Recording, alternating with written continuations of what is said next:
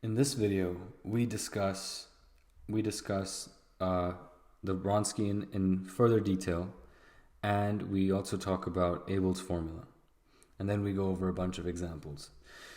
So in the last video, we introduced to you what the Wronskian was, and this I've pulled up literally from the last video. So the Wronskian we defined as a method of determining a fundamental set of solutions given y1 and y2. So we said if y1 and y2 don't satisfy the equation, then the differential equation, I should say, should be more clear. If y1 and y2 do not satisfy the differential equation, then automatically y1 and y2 do not form a fundamental set of solutions. And recall, a fundamental set of solutions is for at least a second order linear differential equation. A fundamental set of solutions is usually a set of two different solutions that are linearly independent. So I should write that down. So a fundamental set of solutions for second order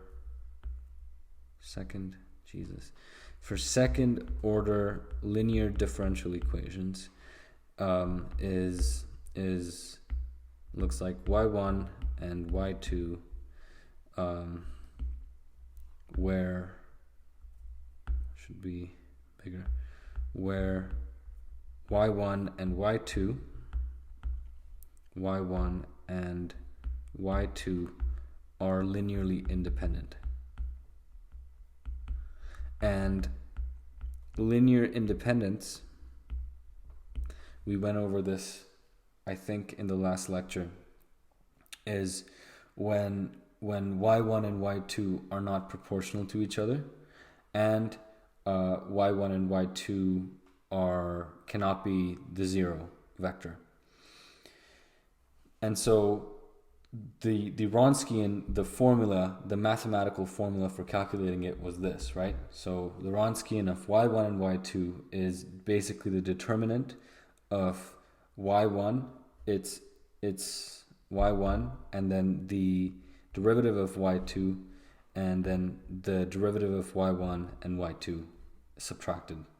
So and in order to determine if y1 and y2 do indeed form a fundamental set of solutions, then the Wronskian, the computed value of this can never be zero.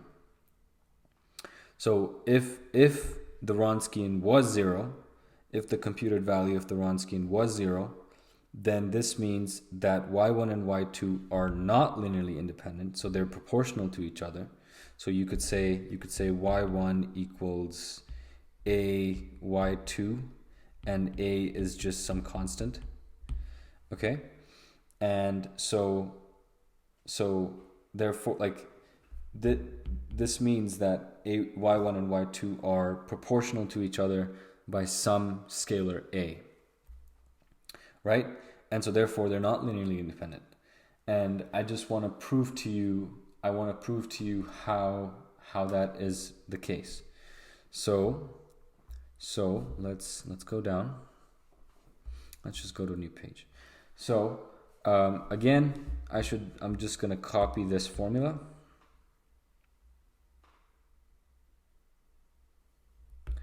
And bring this down here. Like so. And let's suppose that the Wronskian of y1t and y2t does equal zero. Okay, so when it didn't equal zero, it was y1 and y2 form a linearly independent set. So form linearly independent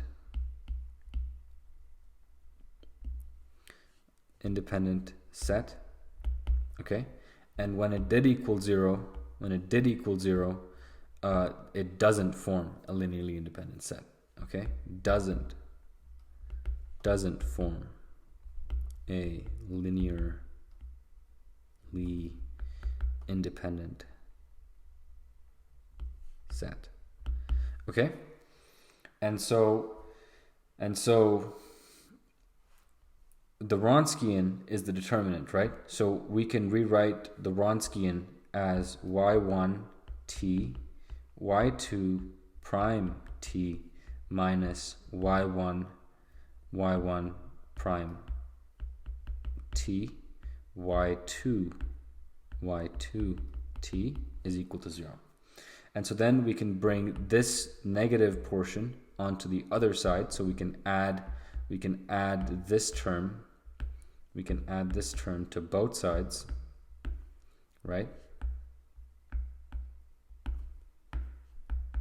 And so then you get y1 t, y2 prime t equals y1 prime t times y2 t.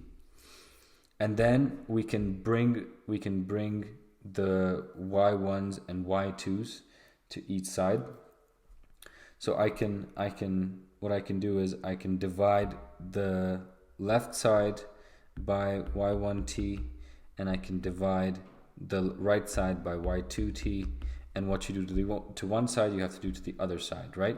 So then you end up with y1 t prime over y1t, and then y2 prime t over y2t.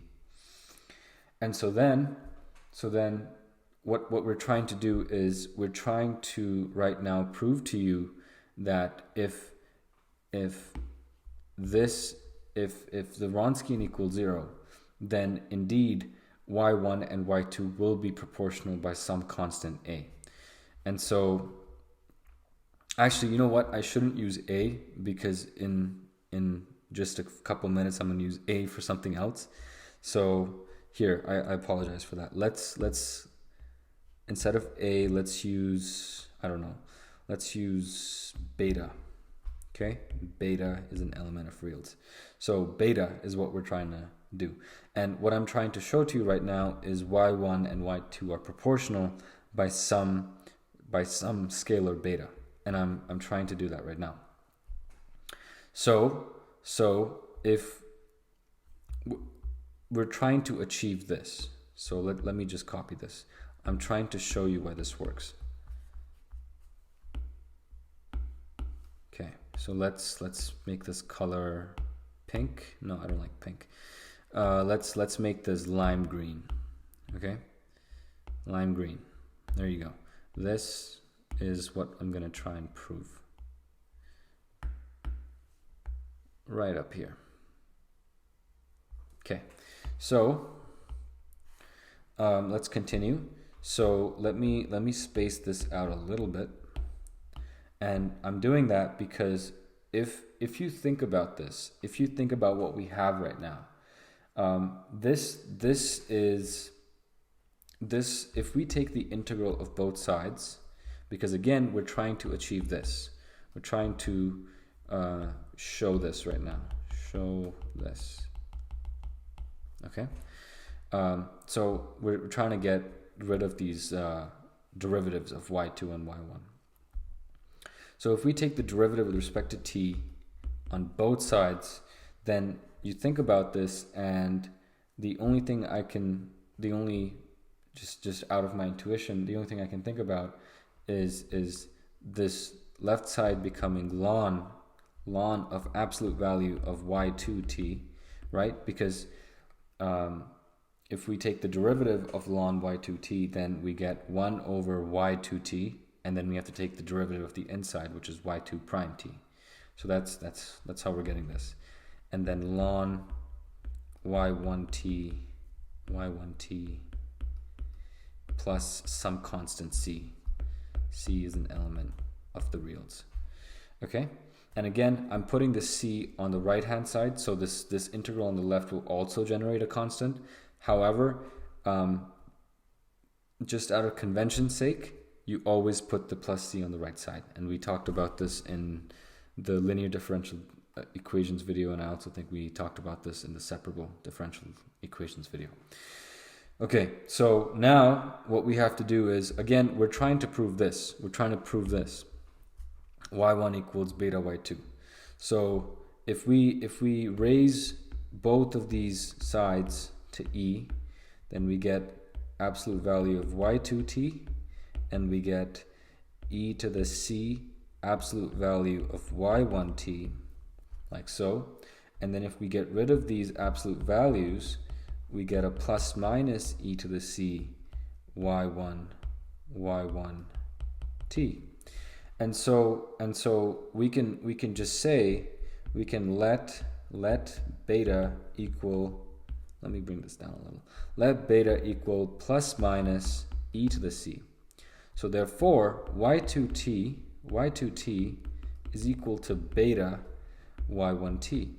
So we've just shown this condition here. So if the Wronskian equals 0, now you know why it is not going to form a linearly independent set, because you can see right here that we've just shown that if the Wronskian is equal to 0, then y2 is some proportional value of y1. So y1 and y2 are related by some constant beta, right? Beta is an element of reals.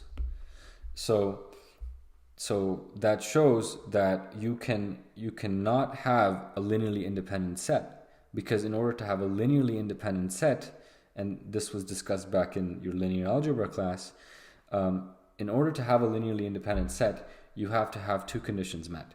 The two vectors could not be scalar multiples of each other, like this.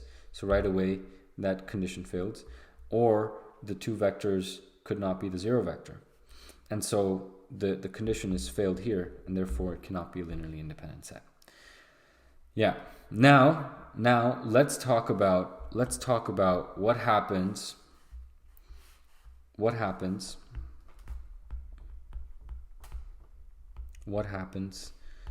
when we don't know the solutions.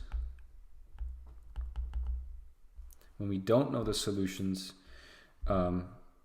to a second order linear differential equation, but we still need the Wronskian. We still need the Wronskian. Okay, what happens then? Question mark. So in this case, remember, in order to compute the Wronskian, you had to have y1 and you had to have y2. But now I'm saying, what if we don't have these solutions, but we still need to determine the Wronskian? In some situations, it's easier to compute the Wronskian in a different way using a method called Abel's formula. Using Abel's formula, than it is to actually first find the solutions, the two solutions of a second order linear differential equation, and then solve the Wronskian using the determinant, right? And so the Wronskian is again a very useful trick or useful method in determining if a second order linear differential equation or second order linear differential equation forms a fundamental set of solutions, right?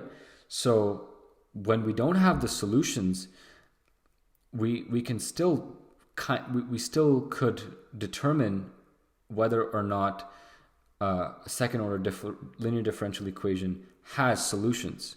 So there's cases with second order linear differential equations where there are no solutions, and so then you have to use Abel's formula in that case, where it is hard to find the solutions.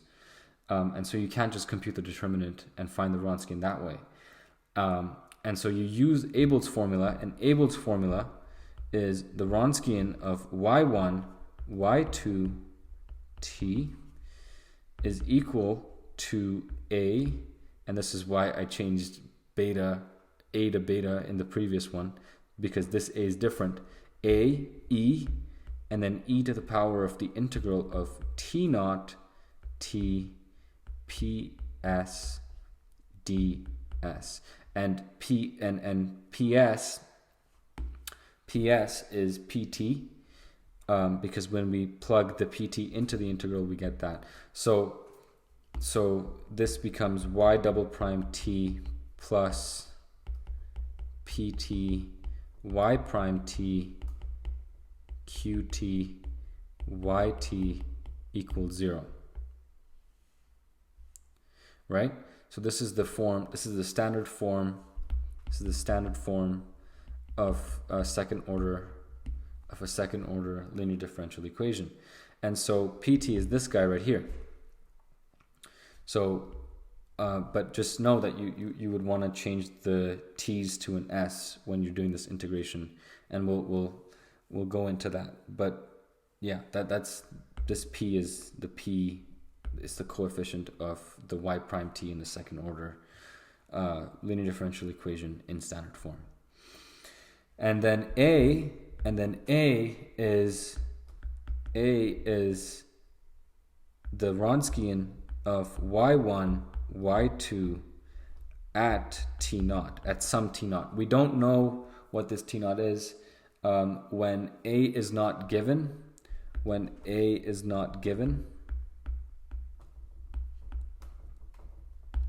Just assume that t naught is 0. Okay? But when it is specified, use that specified value. Okay? And that is a quick introduction to Abel's formula. Now we will actually let me give you a quick definition of Abel's formula. So Abel's formula, it enables us to find out the value of the Wronskian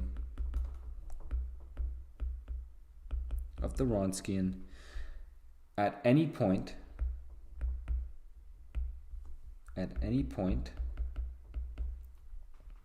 without actually solving the equation. Okay, so now let's begin by doing some examples. So the first example that I want to show you is like a refresher, so don't get too excited. Okay, so first example is show that y1 equals e to the minus 2t and y2 equals e to the minus 3t, and these two solutions form a fundamental set. So a fundamental set is linearly independent, remember? Fundamental set of solutions of the differential equation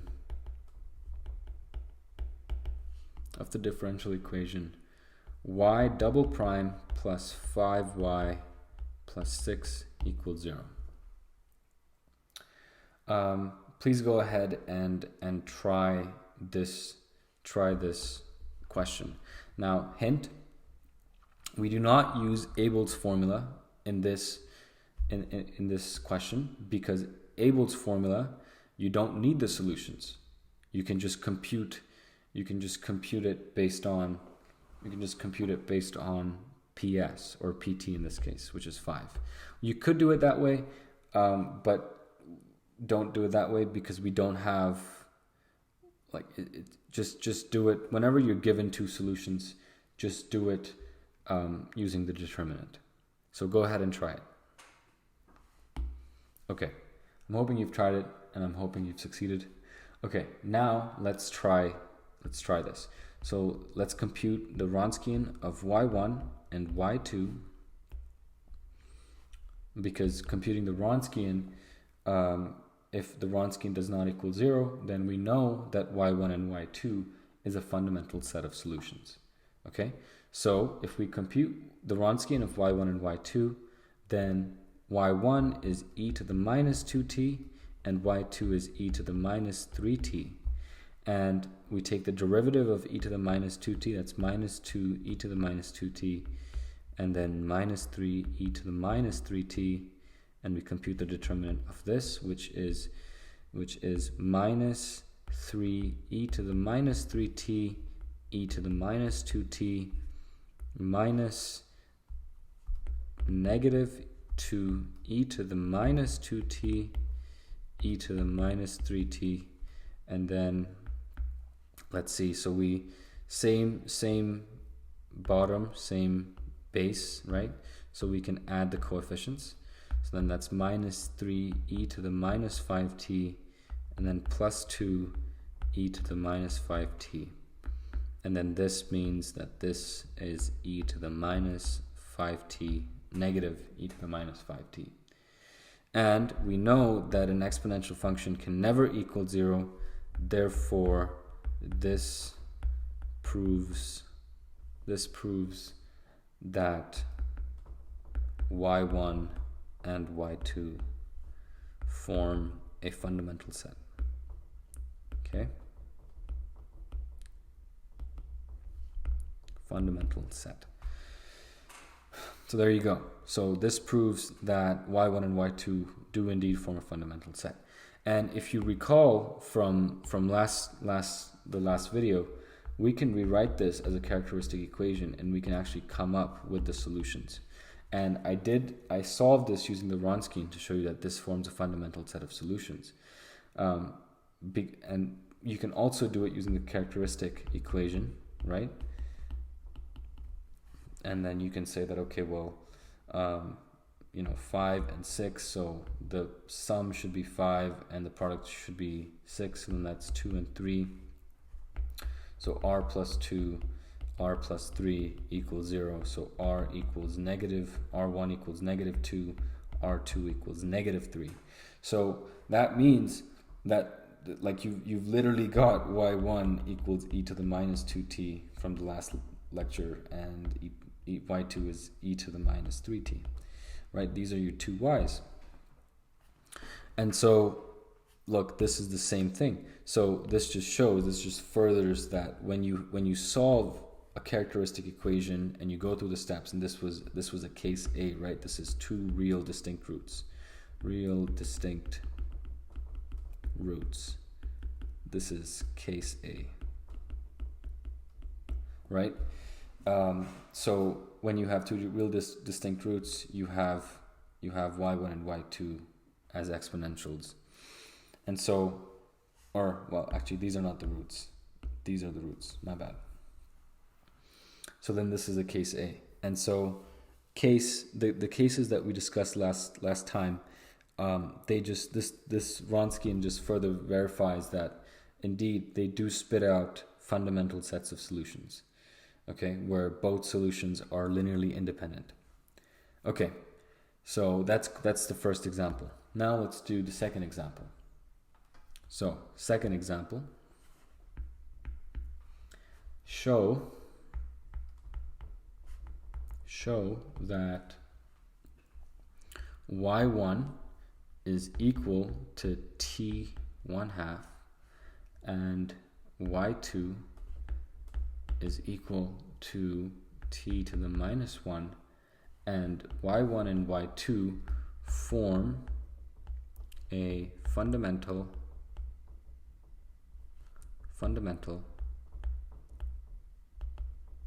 set of solutions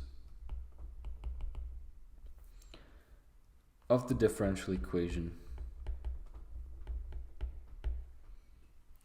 2t squared, I'm going to make this in white, of the differential equation 2t squared y double prime t plus 3t y prime t plus or minus yt is equal to 0. And t is valid for all values greater than 0. Okay, so like always, please go ahead and try this on your own, and I'm hoping you'll do well. Okay, so I'm hoping you've tried it, and I'm hoping you've succeeded. Now let's solve this.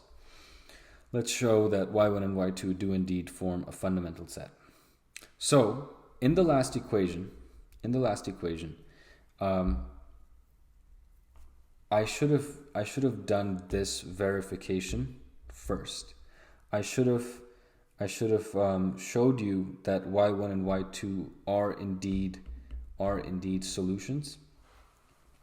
And then, or you could have plugged y1 and y2 into this equation, and you would have been able to get 0 on both sides. Okay, but I saw that this equation was the characteristic equation, and in my head I did this procedure. I should have been more clear. I apologize for that. But yeah, so this should have been done first. This should have been part 1. Okay, and then from there we now know that both of these are fundamental. Both of these are indeed solutions, and then we plug that into the Wronskian. This is part 2. Okay, so with that in mind, let's do the same thing. Now, this is an Euler equation, and I'm not going to go into how to solve an Euler equation yet. I'll save that for the next video. So in order to verify, so the first step that you have to do is verify y1 and y2 are solutions. Okay, so then we can verify that these two are indeed solutions. Now, unlike the first example where we just find the characteristic equation and then we found the two solutions, we're actually going to have to manually verify. We're going to have to plug in y1 and y2 into this differential equation, and then we will see that both of these are indeed solutions, and then we can move on to the Wronskian because we're given both solutions, so we don't have to use Abel's formula. So with that in mind, let's get to it. So first things first, let's verify y1. So let's verify y1. y1 is t to the 1/2. y1 prime is 1/2 t to the minus 1/2. y1 double prime is minus 1/4 t to the minus 3/2. And then we plug this into the Euler equation. So plug into differential equation. So 2t squared and then minus 1/4 t to the minus 3/2 plus 3t, and then y prime, which is just 1/2 t to the minus 1/2 minus yt, which is t to the 1/2 equals 0. So then this is minus 1/2 t to the 1/2 plus 3/2 t to the 1/2 minus t to the 1/2 equals 0. Okay, so then as you can see, minus 1/2 plus 3/1/2, that just gives you 1/2, that just gives you just 1, and then you have a minus 1, so then that's just 0, so 0 equals 0, therefore that is verified. So y1 is a solution. is a solution. And then now let's talk about y2. So y2 is t to the minus 1. Okay? And then y2 prime is minus t to the minus 2. y2 double prime is 2t to the minus 3. And then we plug into the differential equation.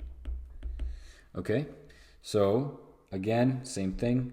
2t squared, 2t minus 3, right? This is 2t squared y double prime plus 3t y prime, which is minus t minus to the power of minus 2, minus yt, which is just t to the minus 1, equals 0. And then we can see that this is 4t to the minus 1 minus 3t to the minus 1 minus t to the minus 1 equals 0. And then this is t to the minus 1 minus t to the minus 1 equals 0. And therefore 0 equals 0. So y2 is a solution. Okay? So both y1 and y2 are verified. Okay, so y1 and y2 are both solutions. Okay? There you go. And so, let me make that arrow nicer. There you go. So y1 and y2 are both solutions. Then what we have to do is we have to show that now those two solutions are going to form a fundamental set of solutions of the differential equation. So we're given two solutions, so therefore we should use the Wronskian and we should use the determinant method. Okay? So let's do that.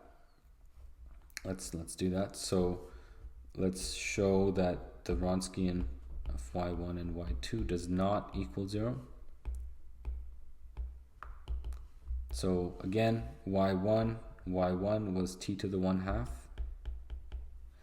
and then the derivative of y1 was minus 1/2 t to the 1/2, or minus 1/2, sorry, minus 1/2 t to the minus 1/2. There you go. And then your y2, which is up here, was t to the minus 1 and 2t to the minus 3, like so. And then we combine, so y1, y2, or y1, y2 prime. So t1/2, 2t to the minus 3 minus y1 prime. So then that's 1/2 t to the minus 1/2 t to the minus 1. And then we're going to check if this does not equal 0.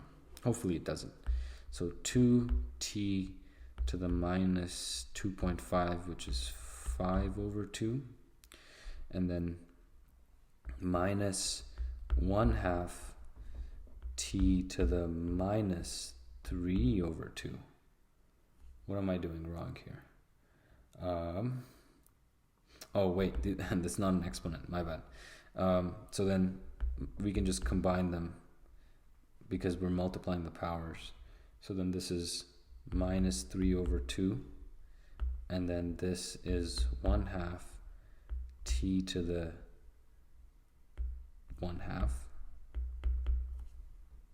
What am I doing wrong here? T to the, oh, I think my, oh, I'm so stupid. Look, I chose this. It was supposed to be y2 prime minus 2, like that. That was a mistake. Sorry about that. So here, let's do that again. So yeah, okay, that should be correct now. Sorry. Okay, there you go. So then this is minus t 3/2, and then this is 1/2 t to the minus 3/2, and then that means, wait, oh sorry, this is still minus 3/2.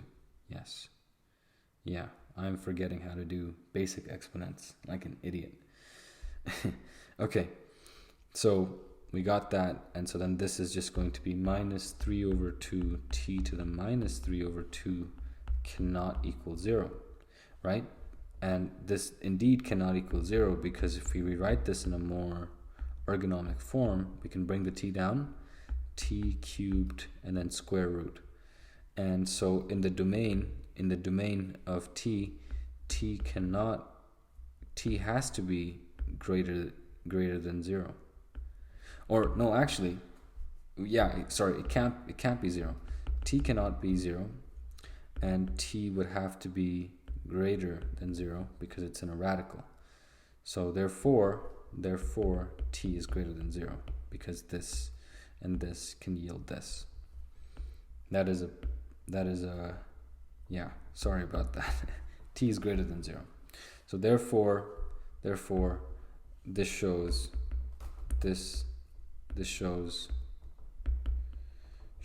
that the Wronskian, this shows that y1 and y2 form the fundamental set.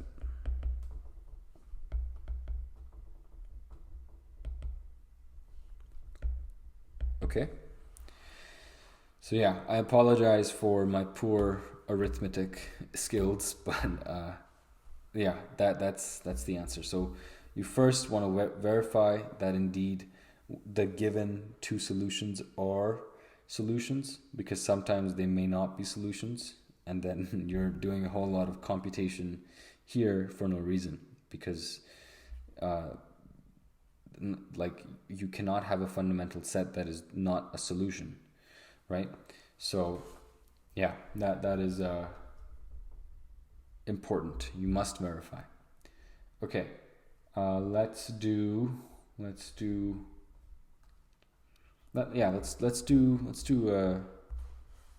hint. Let's do an Abel's formula. Okay, so example 3. This is the third example, right? 1, 2, 3. Okay, yeah, example 3.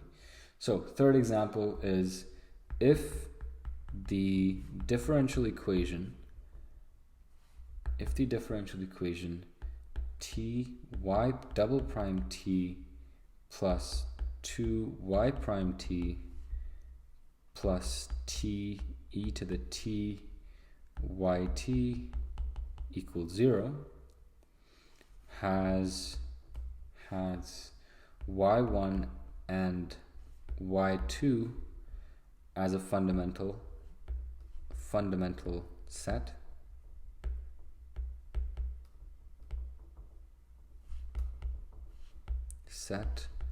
of solutions,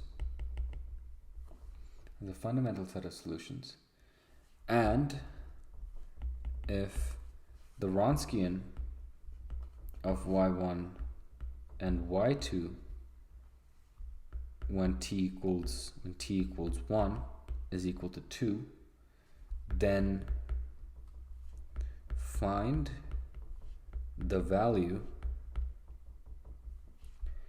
of the Wronskian when y1 and y2 when t is 5 of the Wronskian of y1 and y2. This is what we're trying to find. Okay, like always, please go ahead and try this out on your own. Hint, we do have to use Abel's formula. So remember, Abel's formula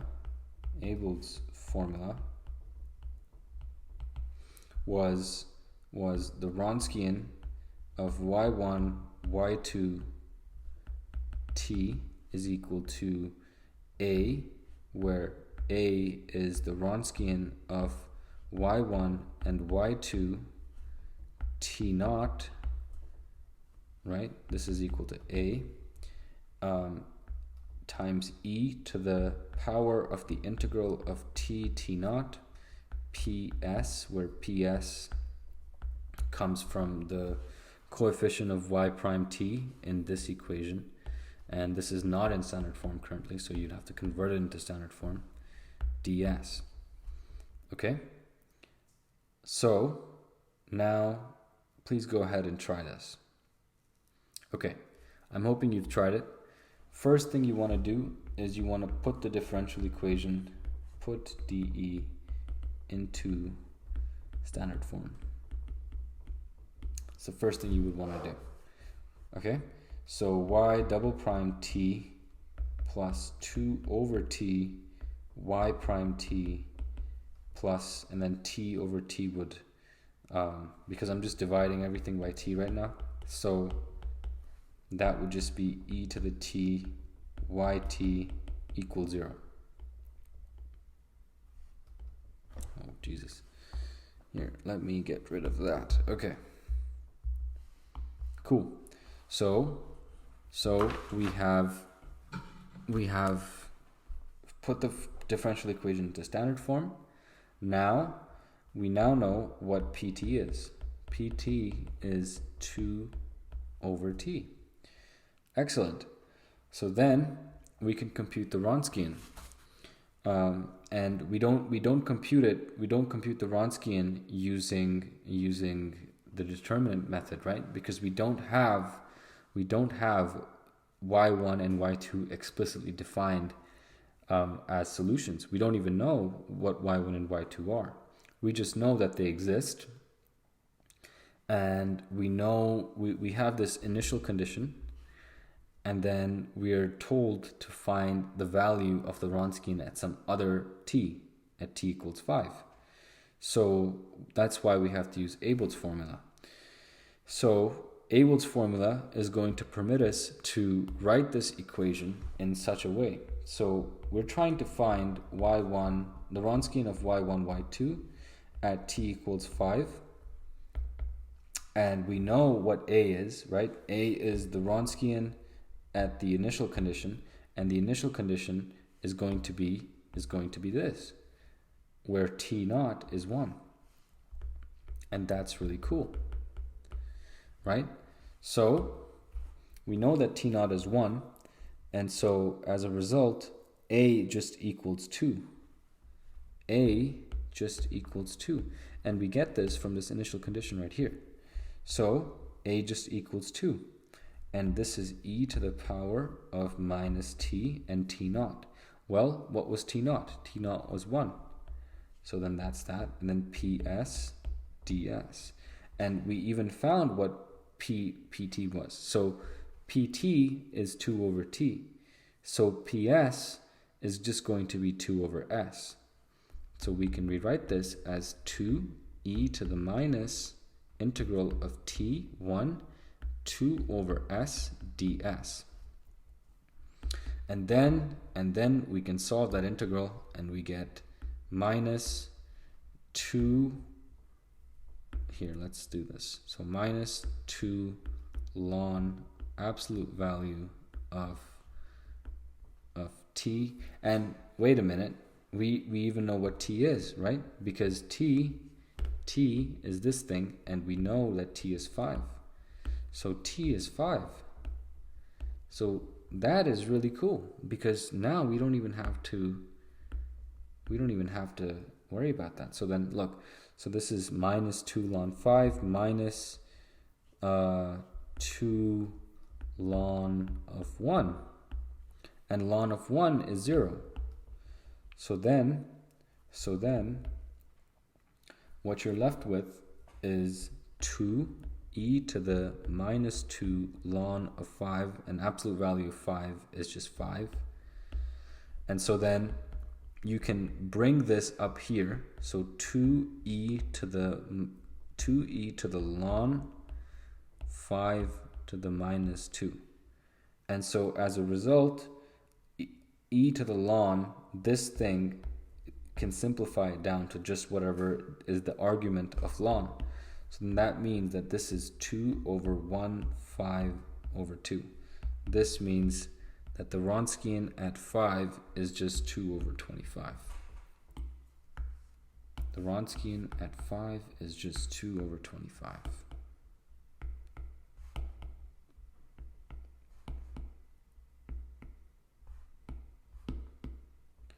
All right.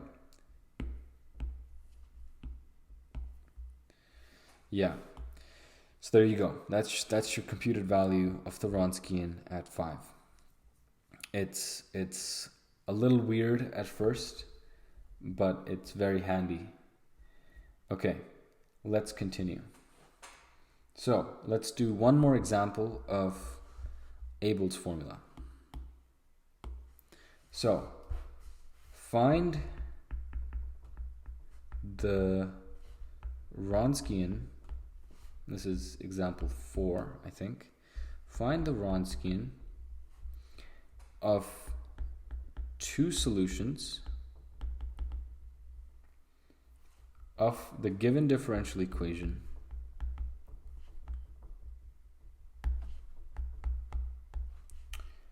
without solving the equation.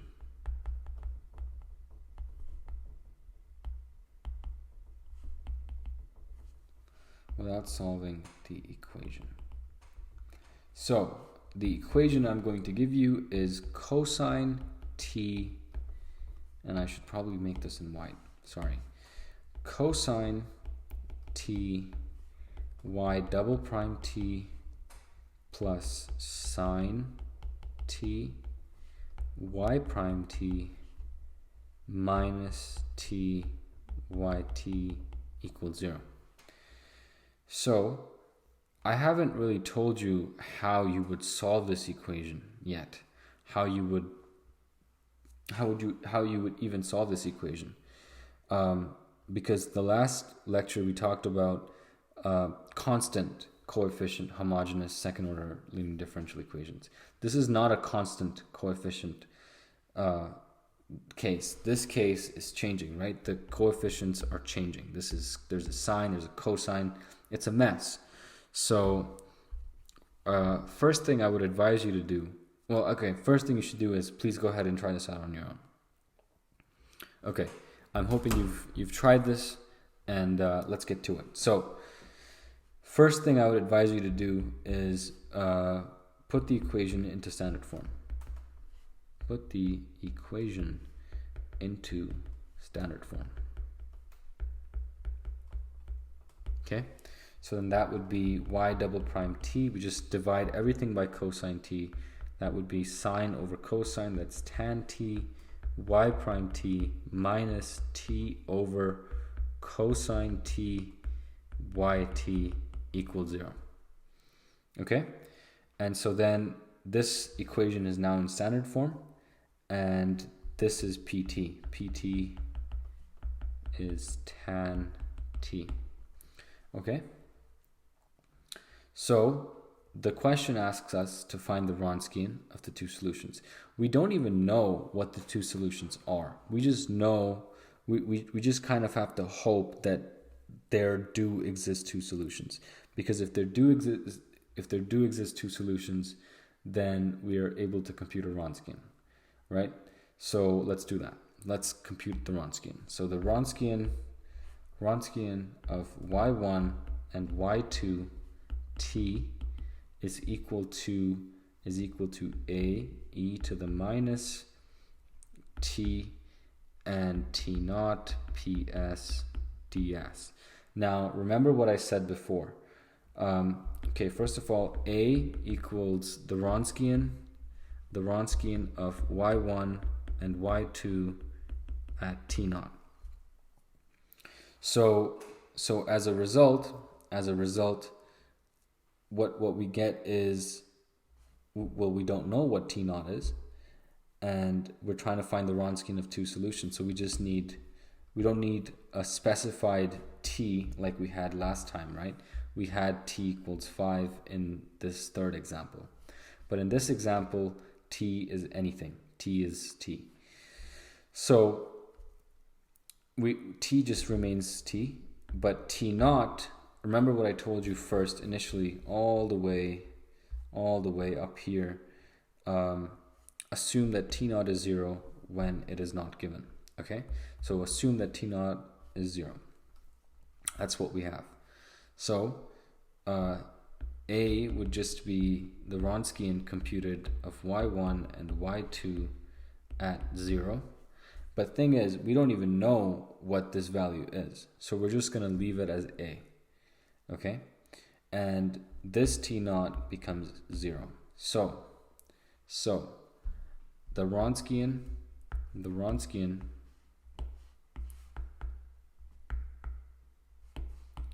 is a e to the minus t 0, and then whatever your ps is, and ps is going to be tan of s ds. And we changed the variable from t to s just to be more clear, because you're gonna put a t in here as well. So we could integrate with respect to t and have it tan t dt, but if it is s, then it makes a little bit more sense. It's just a bit more clear. So you could just leave it as tan t dt. That's up to you, but don't do that. That's not a very good mathematical practice. Okay, so what we want to do now is we want to solve this integral in the power of e, and the integral of tan is ln cosine t. So e to the ln, and this is going to be absolute value, cosine, oh wait, no, never mind. This is not, we're not taking the, yeah, it's just ln cosine t of t and 0, or it would be s, and then we would put the t in. And cosine of 0 is just 1, right? So e to the ln cosine t minus ln cosine 0, and cosine 0, well, that's just 1, and ln of 1, well, that's just 0. So we can get rid of that. Okay? And then again, anything that is e to the power ln, this can simplify to just what is in the argument of ln. So that's just cosine of t. Okay? And we can bring the a down like so, and therefore the Wronskian computed for any term is a cosine t. And we can't really do much more simplification from here given the conditions of the question. So yeah, this is your answer. And now you might be thinking if this forms a fundamental set of solutions or not. Well, we don't know what y1 and y2 are, but if so all we can assume is they do form some fundamental set of solution. And so cosine t, this is an oscillating function, right? So an oscillating function, this is ft, this is t, will look something like this, right? This is going to oscillate up and down like that. So as you can see that it is going to periodically be 0, right? So cosine is 0 when at any interval of pi over 2. So cosine is 0, cosine t equals 0 when cosine t is equal to 0 whenever it is pi over 2 plus minus, let's see, if we draw the unit circle, cosine 0 there and 0 there. So it's going to be pi over 2, then 3 pi over 2, so it's going to be pi n, right? So whenever t is pi n, then the Wronskian equals 0. And when the Wronskian equals 0, then y1, y2 don't form a linearly independent set of solutions. Therefore, there's not a fundamental set of solutions. So yeah, so at this interval, at when t equals pi over 2 over pi n, then the Wronskian equals 0. Okay, but when t does not equal pi over 2 pi n, then the Wronskian does not equal 0, and that forms a fundamental set of solution. Forms a fundamental set of solutions. Okay? So that's how it is. And that's all the examples I have for today. Thank you for watching. Please let me know if I could have done anything better. I'm always looking to improve. I'll see you in the next video.